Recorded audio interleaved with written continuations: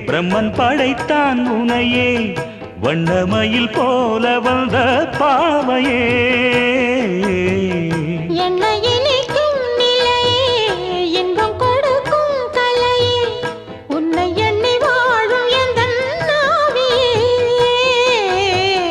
கண்ணிமையில் தூண்டிலிட்டு காதல் தனை தூண்டிவிட்டு எண்ணி எண்ணி ஏங்க வைக்கும் ஏந்திழையே பெண்ணை வாழ ஆதரித்து பேசி தொட்டு காதலித்து இன்பம் கண்ட காரணத்தால் தூங்கலே